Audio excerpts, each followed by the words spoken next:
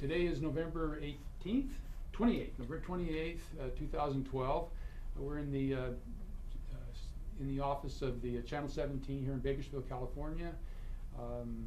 Present for this World War II interview is Don Suverkrop, who was a veteran of that war. Nicole, sitting across from me here, is observer from Cal State Bakersfield. My name is Gilbert Gia. I'm a retired teacher and a local historian. Don, let's start with this picture, because I think this is the one that I really like. This is a picture of you before you went into the service. The one that looks like Elvis Presley. That's the one that looks like Elvis Presley. Yes, I was 18 years old there. I was received a deferment and didn't go into service until April 23rd of 1944. And before that, I was my dad's shop foreman, manufacturing products for the war effort, hydraulic parts with automatic screw machines and things like that. Your dad was retired at that time, and he had this machine shop hobby in the garage at your house. Well, it started out as a hobby, but later developed during the war effort. There were about 40 employees working in the backyard there, deburring aircraft hydraulic parts. Deburring mean they're polishing them? Removing the sharp edges. Yeah, and these were, he told me these were, who were these employees? The women? The women were local housewives that largely came over. That was the big numeric, but there was also machinists that worked in there. Cal Williams was a local photographer that was associated with Dorman Studios. And he worked in the shop too? He worked in the shop, and there were other machinists, and well, then how did you, I mean, you had a deferment from military service because of your working in the shop. I had a deferment until the contracts came to the end. When the contracts came to the end, I was subject to induction into the service. So I volunteered for induction and actually went into the service in April of 1944. And you told me why you volunteered instead of being drafted? Well, I was hoping to get into the ordnance departments, but at that time everyone was going into the infantry. That's where the need was, a need for foot soldiers, I guess, in preparation for the landings in Japan primarily. And this was 1944, you said? 1944. Yeah. There was still a lot of military action in the Philippines at that time. Well, yes. When I went in, I was after training at Camp Roberts and Fort Ord and shipping over. I arrived in the troop ship arrived in New Guinea in late 44, and was held up because of the naval battle of Leyte Gulf. This is a list that we did yesterday, and this tells, could you just read that and tell us a little bit about down to here? Okay, the infantry training base that I was at Camp Roberts over near Paso Robles, and I was in Company D of the 3rd Battalion, and that was 17 weeks of basic training, and then a slight 2-week delay en route, they call it, 2 weeks off, and then arrived at Fort Ord for 6 weeks, really awaiting a transfer to a troop ship that would go to the Philippines. Right. Because so, well, excuse me, but I just was curious. Did you have other people from Bakersfield that went with you when you went into basic training? Yes, we actually when I was actually inducted and called a report here in Bakersfield, I guess at the Greyhound bus station, and the bus went to Sacramento for a physical exam. Okay, and then from Sacramento directly to your basic training at Camp Roberts? Actually, the Presidio at Monterey was just a holding area, and was there for about 2 weeks. What was the climate like? Not the weather, but I mean, what was the feeling of the camp at that time? Was there anything special, tension, or You know, I don't remember that, and I don't think so. I think there were a bunch of guys in more in awe of or expectation or wonderment of what next, but not expressions of fear. Was there a great animosity against Japanese among the young fellows that were going in? Were you aware of that? I no more than the general population. Which was? Yes, there was the population as a whole had a general hatred or dislike of the Japanese because of their attack on Pearl Harbor. So my feelings were no different than that. But and this is something that in the training at Camp Roberts, they showed us movies and tried to instill in us the belief of kill or be killed. Oh. Those words kept being repeated, kill or be killed. And that was the movies we were shown, kill or be killed. And yet you had such an interest in your experience there that you kept this. Well, yes, this sign fell off the barracks at Camp Roberts, and I had my car over there for most of the 17 weeks, and I threw this in the trunk of the car, and it stayed with me.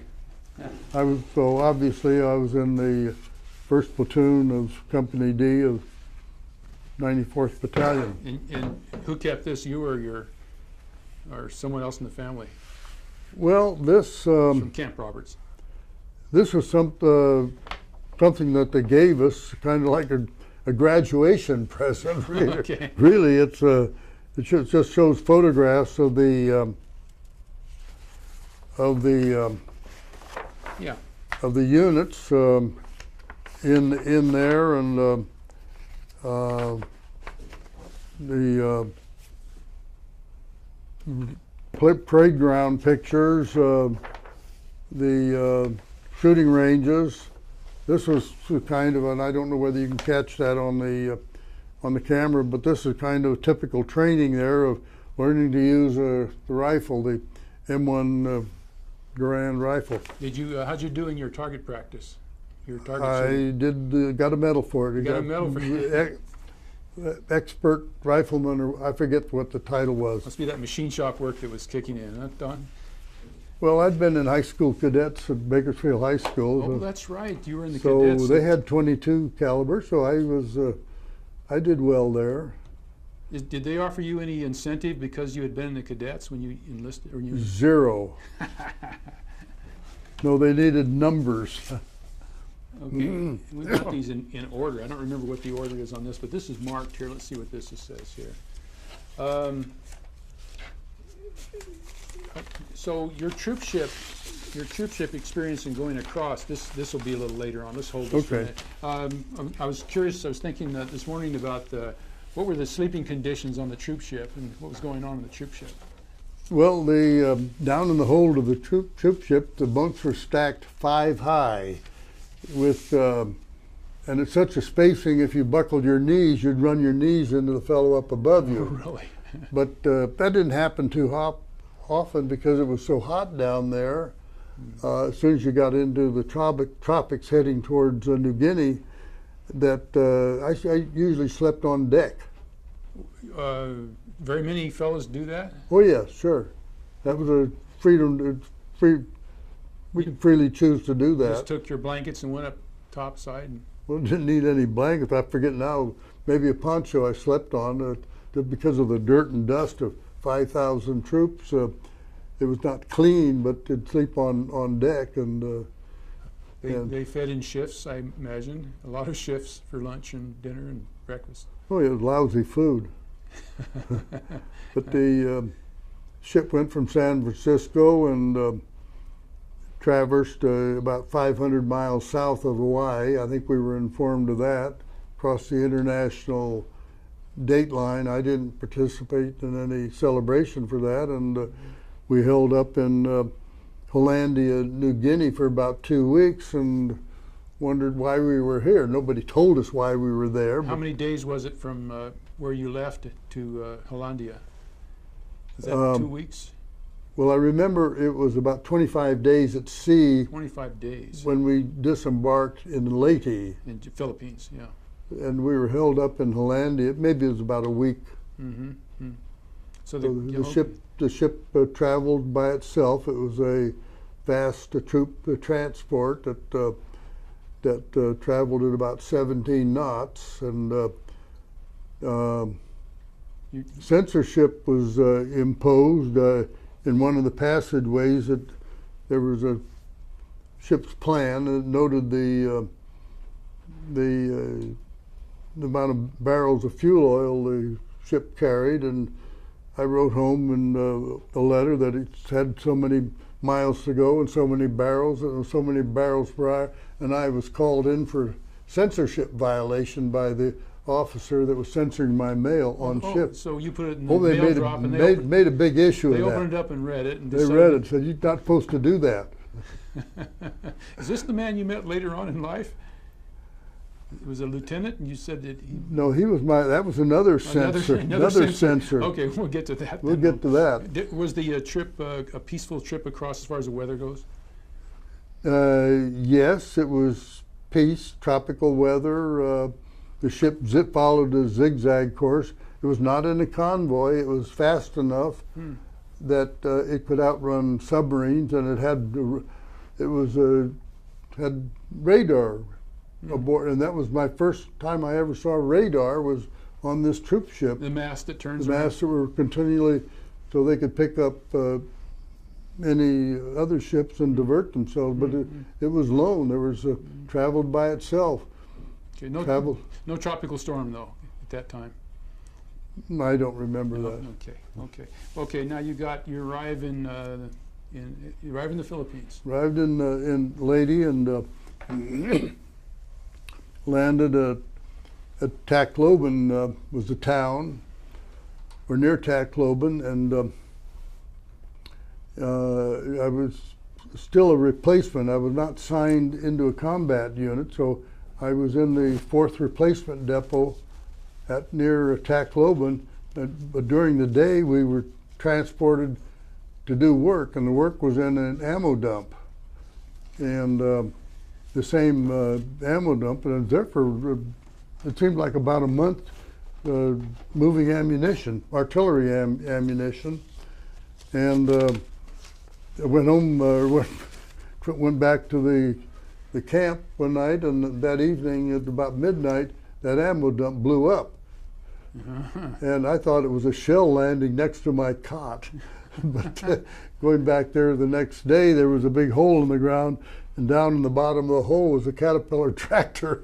It's a big hole. A big hole, it was huge. Yeah. So you were this contingent of 5,000 men was sent to fill in and replace those who were lost in combat? We were replacement to replace infantrymen that had been killed or wounded, where they were no longer serviceable as infantrymen. So you didn't know where you were going to go at that point. You were just working there, working as a longshoreman maybe, and then they decided to place you where? One day I was called out and put in a truck and hauled nearby the location of the 32nd Division, and then hiked and kept transferring from regimental hill to battalion to company to platoon, and finally to the squad. And I was assigned to be in the corporal commanding that squad's name was Dutch, and he had been let out of a Chicago prison into the Army, and he was my squad leader. But I almost immediately I complained to him that I'd been issued this M1 rifle, but had not had a chance to zero it in. Because you had the marksman's medal. Right? Well, maybe because I had, but I wanted to zero in the sights so it'd have accurate. And he hauled off and said, "Ha! you're not going to shoot at anything more than 25 feet away. Don't worry about it. That was one night I didn't sleep at all because we were in a perimeter, but the dead Japanese within the perimeter had not been removed. They were still laying around, and there was a dead Japanese about 10 feet from where my boudoir, my foxhole was that I shared with Dutch. You know, I think that at this time the word would have been Jap, right? Not Japanese. That's right. Yeah. Okay. Well, is this is some pictures of the area that you're talking about. And is this? Are you on the trail now? No, these well, this is in Luzon, and okay. And we've not gotten to This yet. To Luzon yet. Okay. Well, But I think actually my arrival in Lady was towards the end of the campaign, and as a finale there was a march to the sea. okay. And during that, and they allowed 10 days, a mile a day, for the whole battalion to march through the jungle to the sea. And it was during that that march that the hostilities really ceased. In other words, there was no further resistance from the Japanese. You didn't see combat after I that? didn't see that. So in March to the Sea, one of the tasks I was given was to carry bandoliers of Browning automatic rifle cartridges, loaded. They're very heavy. So if there's no more combat, I took a cartridge and started unloading these so I wouldn't have to carry as much weight. You mean throwing them on the ground? Throwing them on the ground, and one of the other fellows said, "Hey, what if we run into Japanese? You're not going to be able to fight." So I didn't show much sense then, but I guess not much sense was required of infantrymen. Well, I think you've told me that you used some of the communication wire that was strung along the trail for different purposes. Well, yes, and particularly in Luzon, we built our squad tents, and they were held together. We held together the bamboo with the communications wire. Were those? Did you just cut those and take them and use them, or were they defunct ones? Do you remember? Gilbert, that would require that I think about that. Well, you made some comments about the GI's thinking, and you said that. What did you say about them expecting GIs to think? Well, that wasn't. They had to aim a rifle and pull the trigger, but there wasn't much thinking that You mentioned the higher there's brass. not. It takes a different quality to follow the leader or go out in front and do what you're told rather than the planning. Not any planning was done at the privates, first class level. Except cutting wire is needed. Well, and I remember the incident, and yes. Well, where does this come into the story? Well, And what are we looking at here? actually, this when the battle was done in Luzon, we boarded a troop ship to go to. When the battle was done in Lady, we went by troop ship to Luzon. Mm-hmm. And I remember a conversation with the fellows there. I said it's going to take 2 weeks to get there, and they said, "Oh, it's just 3 days." But it took us 2 weeks. Mm-hmm. I have no idea what the route was On the troop ship. on the troop ship, which isn't a big distance, but it was 2 weeks in transit. And Well, when you got there, what? when we got it, we disembarked from the troop ships. I remember an incident. Actually, I was disembarking down a cargo net. They threw a cargo net over the side of the troop ship, and we climbed down. And I was climbing down with a rifle and a full pack, being pulled over backwards, and The rope would, the rope it would was give. an experience. And we got into the landing craft, and then going ashore, we went ashore, and there was no enemy opposition at that time. I jumped off the ramp of the landing craft, and then the landing craft surged forward in a wave and caught me right behind the knees there, and I went down in the water. And Face down in the water. But and that day was a kind of a rapid movement across the plains near the Lingayen Gulf, and we spent the night in a town square of a Filipino town, and at midnight we didn't know that there was an artillery battery, one of our own artillery batteries, adjoining the town square, and they let loose with a battery of 155 millimeter shells, and it was like an explosion. I thought it was the enemy. It was dark? It was dark, yes. Didn't know what it was. What have I gotten myself into? And then from there you progressed on the plains. We progressed on the plains. The little town that we visited was Binalonan,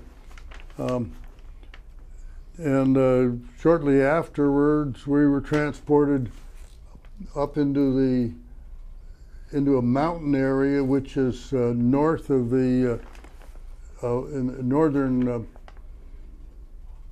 It's north of the Lingayen Gulf, and but south of the summer capital of Baguio, and that's there was this Villa Verde trail. What's happened to our operator? Well, he's going to go back and shoot these later. Go ahead. He can see what that is.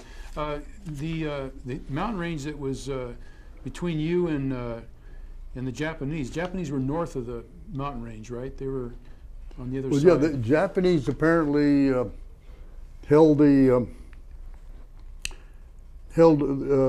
northern part of Luzon from this mountain range, which is just a little bit north of the Lingayen Gulf, all the way north, and that's where General Tomoyuki Yamashita was holed up in that area. And so that taken the northern part of Japan or Luzon was the chore of the division, and it was very rough fighting, particularly. And this Villa Verde trail is kind of the demarcation line, and it was on this mountain, and I believe that this is called Hill 604, that I spent 6 weeks in an area that about 100 foot square. In other words, it's 6 feet in the area, 100 feet square. 100 foot square, and this is where there were Japanese dug in on the other side of the hill. And we were on the front side, and so I believe from reading history later, I think there was a decision to halt the advance at this area to limit the casualties, because the division strength was down to about 10,000, and there were 1,000 graves in the division cemetery down in the flats. So 1/10 of death. 10% dead. But it was in here that I received assignment as a flamethrower. Oh, well, let's see the pictures of these. Let's take a look at these pictures. You'd never operated one of these things before, had you? No, I had about 15 seconds training. 15 seconds of training. And that training was, here it is, and here's how you pull the trigger. And that's apparently me with a flamethrower up on that hill that's in that diagram. These are pictures that I took of with a baby brownie. Just a moment. Now, somebody obviously took that one, but there are pictures where you took pictures of yourself. You're holding the camera up like that. Well, I'm not sure whether I took that myself. I had a little baby brownie just holding the camera out. That's the and one you brought from Bakersfield, right? You took it yeah, with you. Yeah. bought that at Kimball and Stone Drugstore at 19th and Chester. Mhm. These pictures look. This picture is my holding a Tommy gun. I had a Tommy gun, which I didn't carry the flamethrower around. It was too heavy, but I had a Tommy gun. Here's a good picture. And that's the Villa Verde Trail in the background, and there's a tank in there. There's a good shot of the flamethrower bottle. Yeah, there's flamethrower. The interesting thing is how the brush has all been shot back in these pictures. In other words, just from Explosions and explosion. yeah. This is a Browning automatic rifle held by somebody else. Mhm. Bazooka.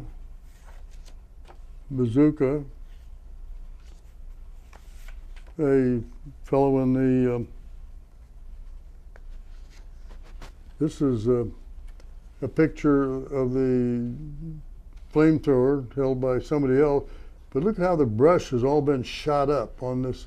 There was very dense vegetation on this mountain, and it had just been shot up. They've been for battles going on up there for a Yeah, couple of months. this really illustrates. Okay, Look at how that's more typical. look at how the brush is just shot up because of machine gun fire going through it.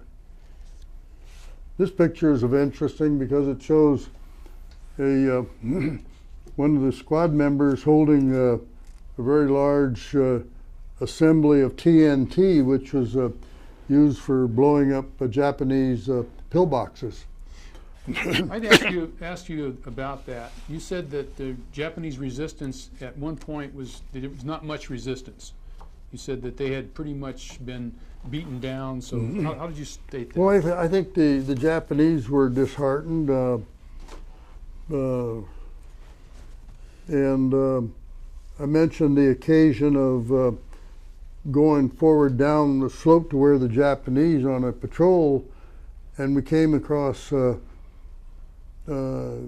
Japanese in foxholes, and I approached one foxhole. It had an opening about the size of this, or half the size of this table, and there was an officer saber leaning up against the side of the foxhole. So I immediately knew from that there was an officer in there. And I was armed with a Tommy gun, and I went up, and I could look down, and I could see the lower torso of apparently the occupant of the foxhole, probably the officer. So I stitched his lower body with my Tommy gun up the leg and into his stomach, but his upper torso was hidden back into the foxhole, hidden. I couldn't shoot him.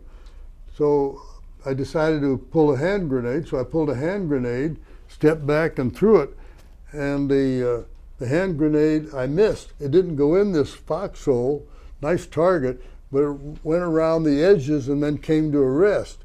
Right there on the edge. Right on the edge. So I went back against the brush, leaned back, pulled my helmet over my head, and bang, it went off. I wasn't touched. Well, I'm just curious about why this man was not resisting. I mean, did you surprise him, do you think? Or was he already dead? I mean, is there any way of knowing? I don't know. Okay. I don't know. Good. I'm just surprised at the lack of resistance, but you explained that probably they were malnourished, beaten down, had been fighting for months, no replacements. Well, at the time I was more interested in getting the reward of that saber. But while I was looking around for other foxholes, Georgiopolis, another private in the squad, came up and took it. And so after this little skirmish was over, I said, I want my saber. I had dibs on it. He said, no, you don't. I have it. You argued over the saber. These are these are actually the size of the Brownie positives. Yes, I believe so, yeah. Yeah, and these are terribly clear hit shots of the same area. Amazing from $1 camera. Yeah. Anything on there that's of note?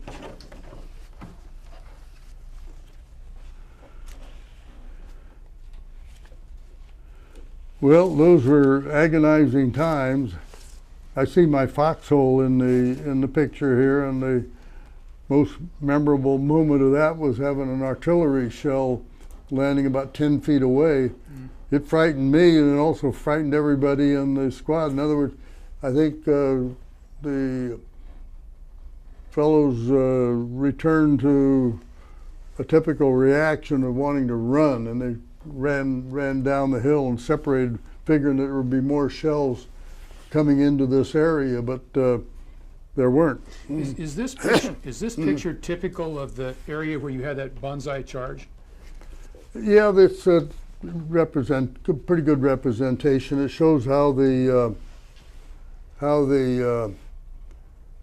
shows I don't know whether that's an American tank or Japanese. There's two tanks in there, but this shows the kind of litter of a battlefield, including the dead that are laying around in here. The Japanese attack was a nighttime attack? Yes, on this was one time we had the evening before Easter, 1945. There was a banzai attack, and where's that picture of the whole area?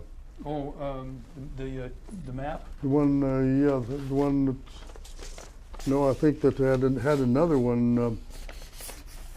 You had it on the table here. Oh, I did? Okay, this is probably here. Yes, there was a. Just kind of show them which one we're looking at. Okay. There's we were located here to the right of the crest of the mountain. There was a banzai attack on the other side. So before midnight, we moved over there, and there was a banzai attack. And the following morning, on the way back to my regular assigned area, and this was Easter morning, 1945. There were about a dozen litters of Americans that were dead that were on the trail, on the Villa Verde Trail. Being carried back? Well, they were just laying there, and there was it was impressive because I think there was a priest in his robes giving mass over them. It was a very impressive moment. Didn't you tell me that you saw a name on a tag, one of the tags? Yes, at another location, about a half mile from here, there had been another attack, and the litters were lined up. And I read the lieutenant's name. It was Morning, M-O-R-N-I-N-G. And it was just kind of ironic. Yeah, and in that same, I had just shortly before there'd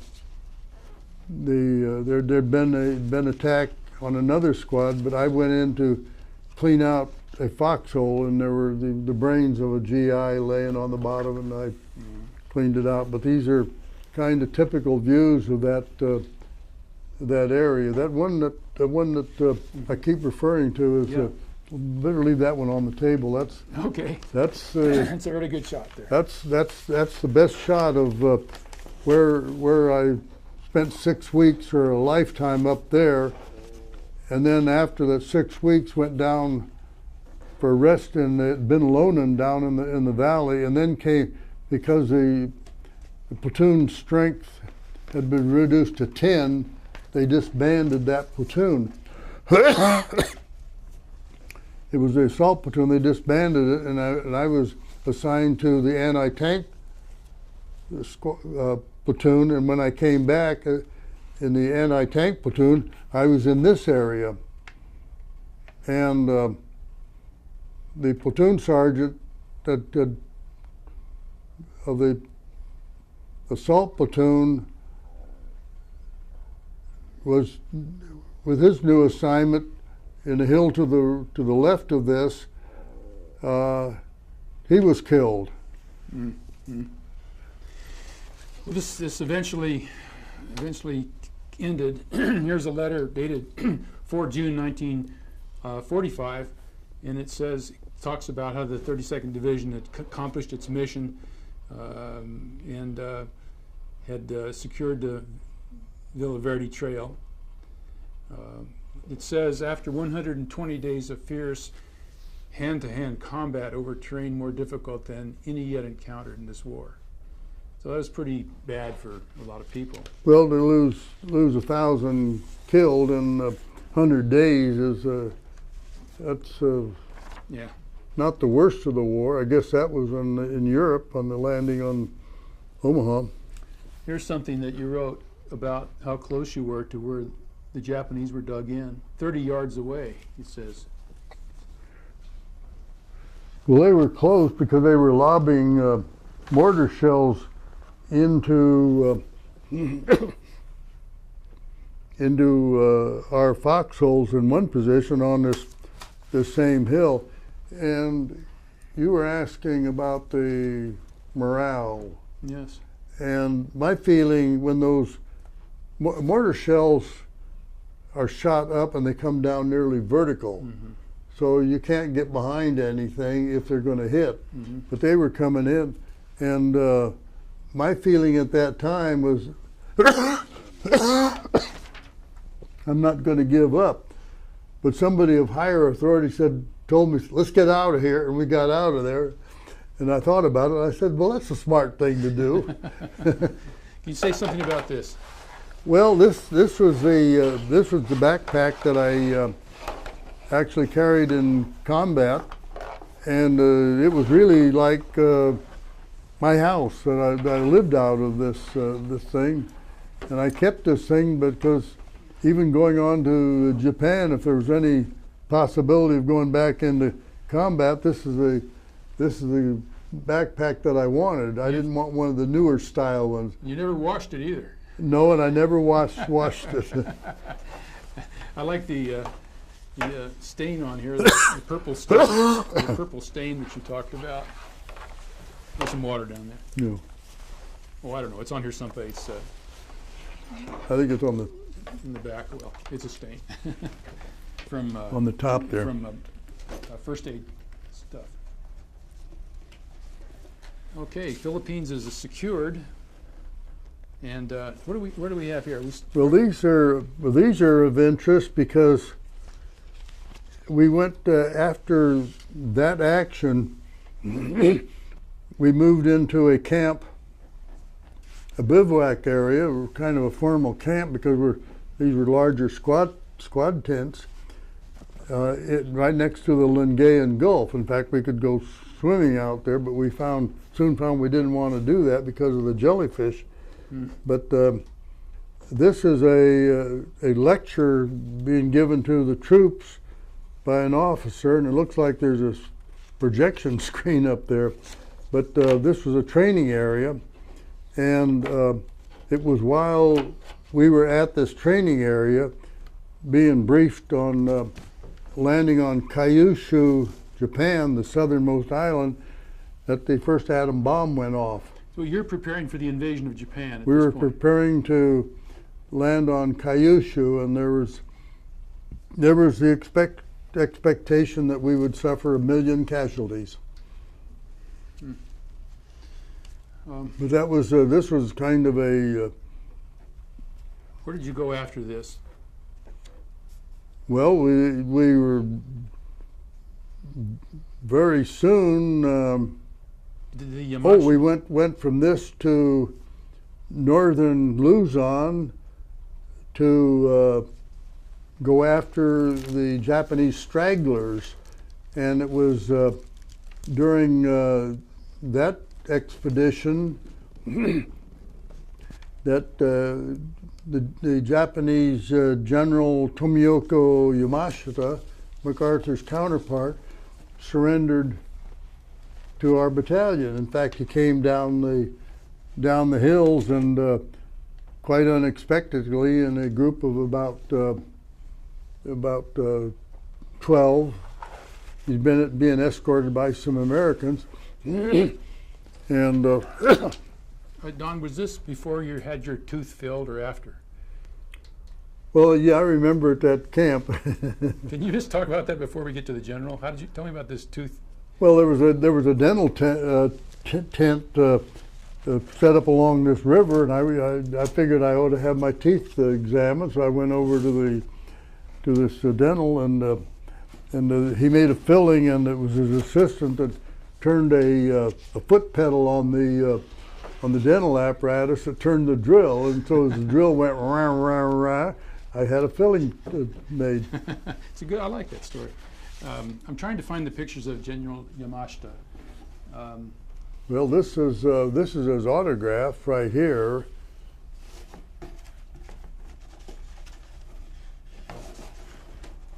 How did that come about? Well, this group of 12 came down the hill, and I immediately went over and to where the general was, and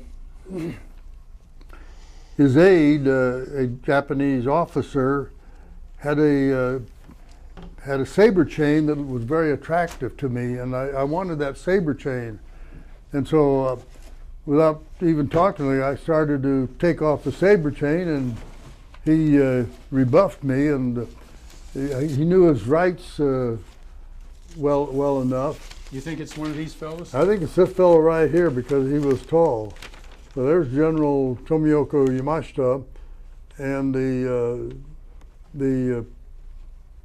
the Japanese officer, his aide, and he had a saber chain, and I wanted that saber chain, and he resisted my efforts to remove it.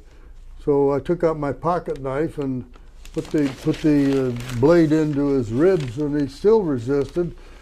And now American officers were beginning to gather, so I withdrew and went through his knapsack, and I found a little 4-inch slide rule, so I took that.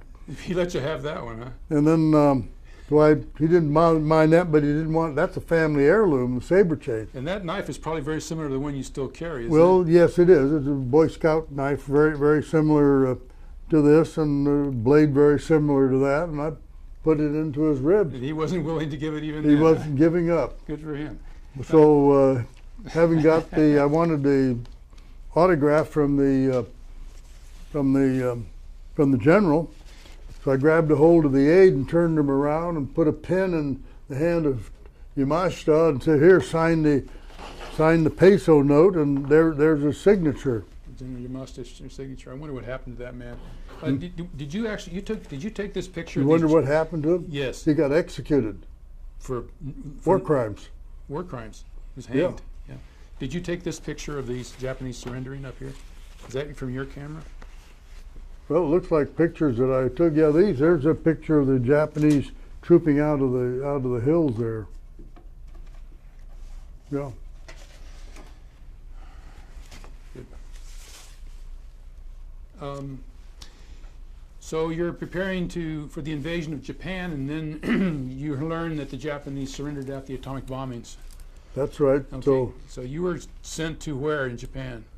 Okay, when we were to a town called Yamaguchi, which is about 60 miles west of Hiroshima. Okay. And you observed, is this that town? Well, this is actually Yokohama area, and the picture on the troop ship heading towards Seattle.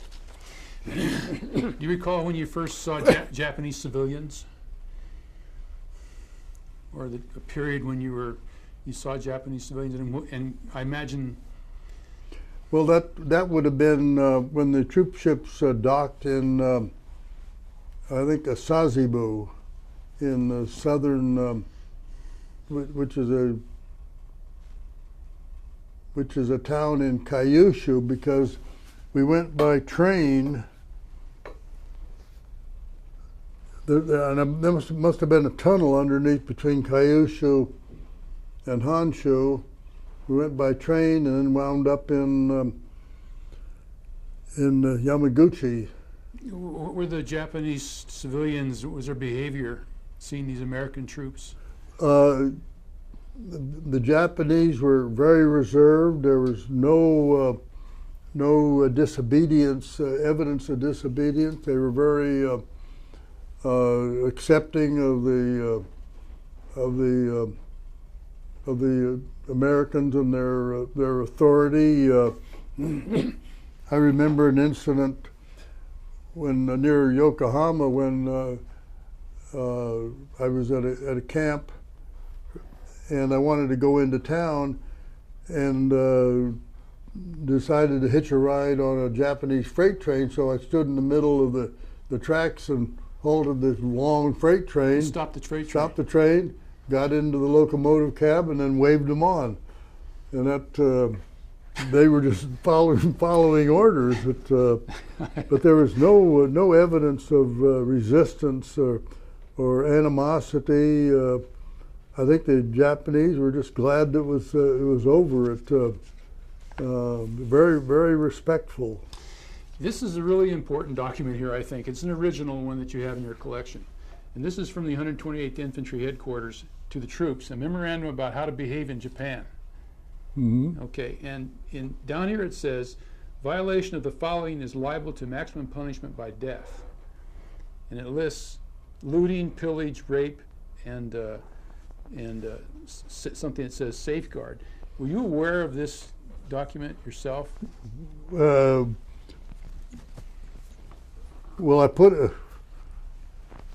apparently I put it in an envelope and mailed it to my fiancée. Okay.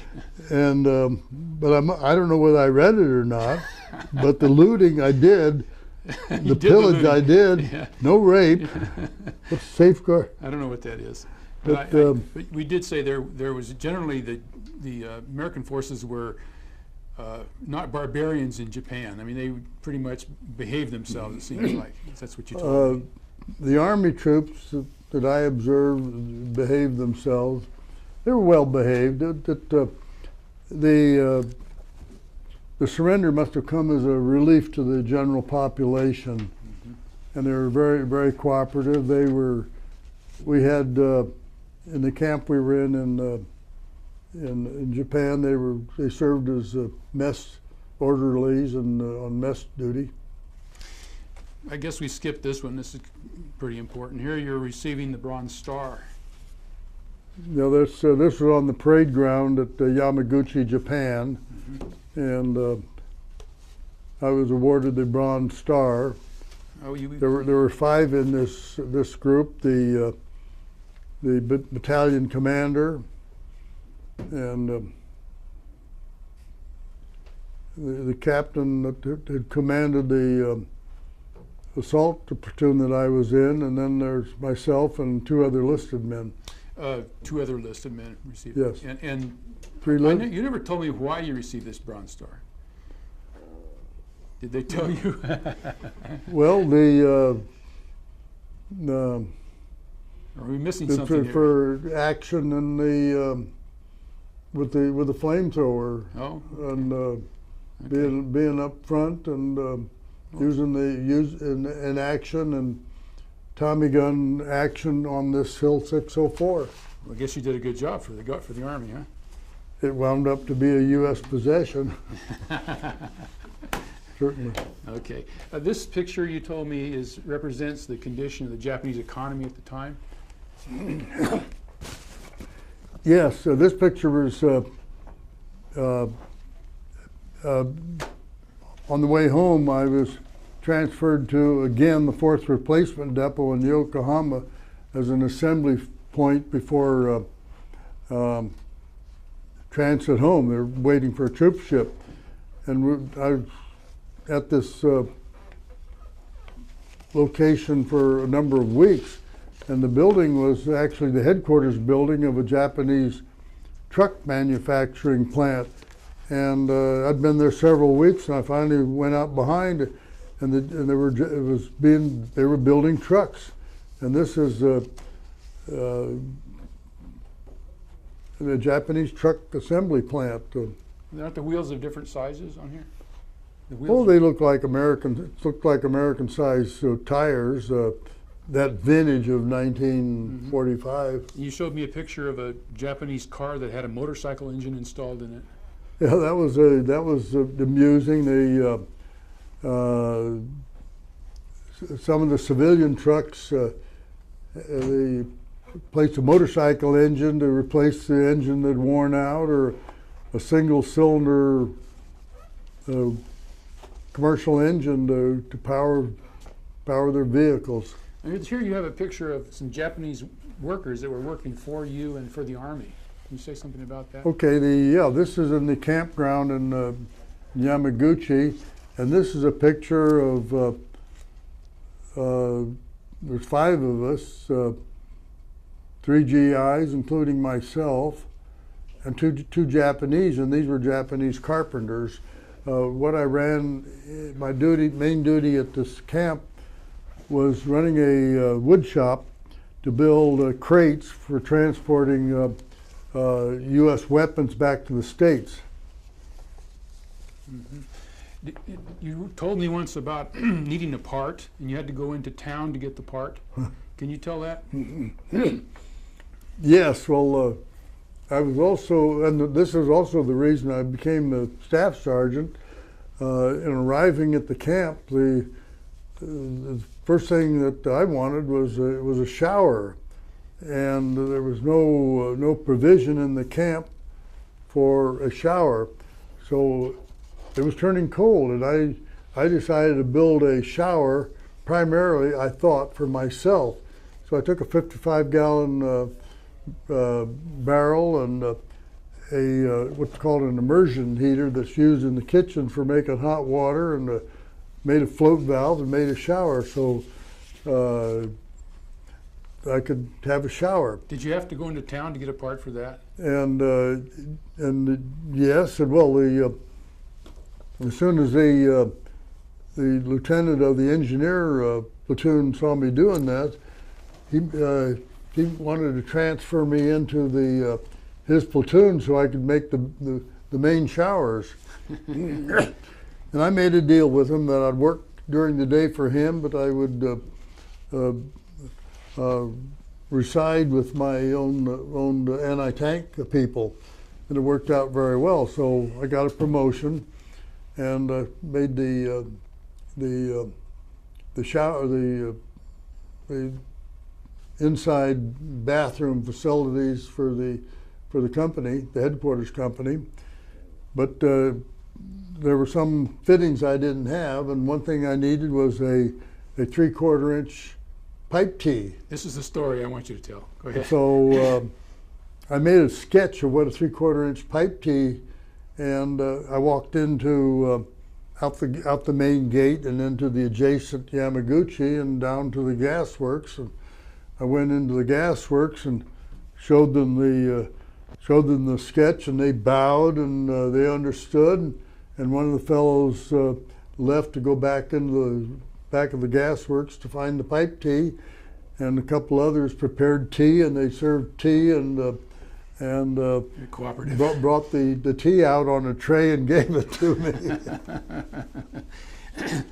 You also took correspondence courses while you were in Japan, isn't that true? Yes, that's right. I took correspondence courses in I think physics and algebra from University of California Extension. They give you credit for those later?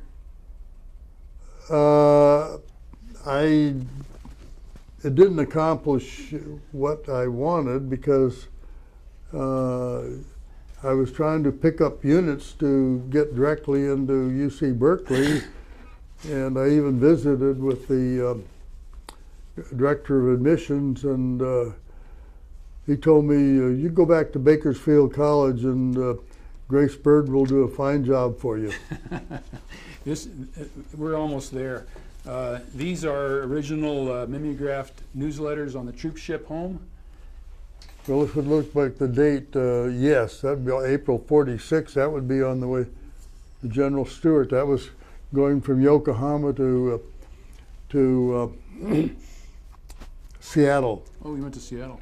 Yeah. And that was Camp Beale, I think, is a. Mm-hmm. No, that's not the name. There's a fort up there in the Seattle area that was a receiving depot for troops. Well, this is then Company K, 128th. This is what you were released from, is that? That's what I was. That was the combat unit that I was in. Read that off to the camera. Well, my first unit that I joined in Lady was Company K, 128th Infantry, 32nd Division, and then I was transferred when I got to Luzon into the headquarters company of the 3rd Battalion of the same 128th Infantry. Okay. It was just an internal transfer within the battalion into headquarters company, and I was put into the assault platoon. And that was, they were building strength in the assault platoon, which is not assault platoon is not an organization that's on the table of organization. It's off the table. It was something peculiar to the 32nd Division. Your total length of service was 2 years, is that right? Right, 23 months. 23 months. 17 months overseas. What was your service number? Do you remember that? 39074-741. I could tell you mine too. I'll never forget those things. You'll never forget. When you came back, then you worked for a while. Then you went to college. And where'd you start college? Well, I came back and I had a readjustment into civilian life, but in September of '46, I started Bakersfield College. Took classes from Ed Hemmerling and some of the others.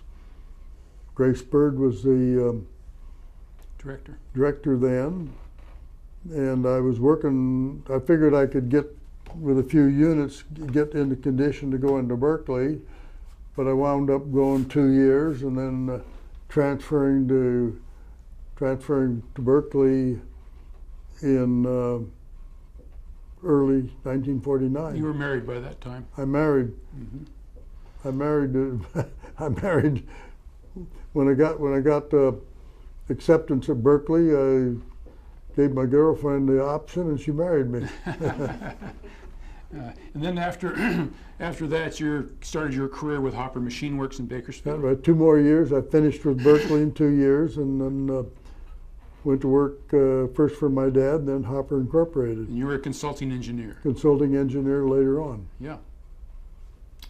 Do you have a question that occurred to you? Yeah. Any observations or comments about the interview? It's pretty fascinating. I've learned a ton today, so.